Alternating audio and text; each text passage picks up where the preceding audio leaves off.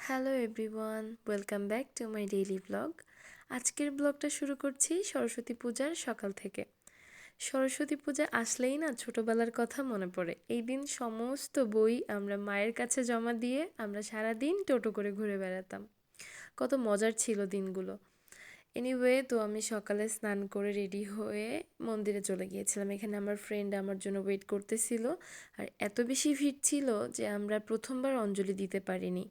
তো দ্বিতীয়বার অঞ্জলি দিতে বসে গিয়েছিলাম, আর অঞ্জলি শেষে প্রসাদ নিয়ে আমরা ভার্সিটির দিকে চলে গিয়েছিলাম। আমরা টোটাল 5 জন ছিলাম। আর আমি শাড়ি পরে হাঁটতে পারতেছিলাম না বলে বারবার পিছায় পড়তেছিলাম, আর ইতু আমাকে সঙ্গ দিচ্ছিল।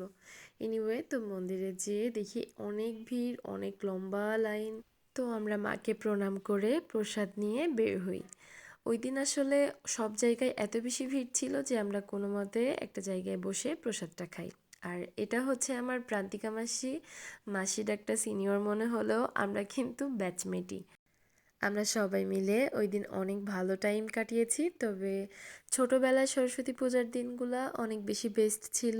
সেই ভোরবেলা ঘুম থেকে উঠে শীত কাঁপা কাঁপা শরীরে স্নান করে অনেক বেশি এক্সাইটমেন্ট নিয়ে মায়ের শাড়ি পরে অঞ্জলি দিতে যাওয়ার একটা আলাদাই আনন্দ ছিল। যদিও সেটা আর এখন ফিরে পাওয়া যাবে না, আমরা অনেক বড় হয়ে গিয়েছি।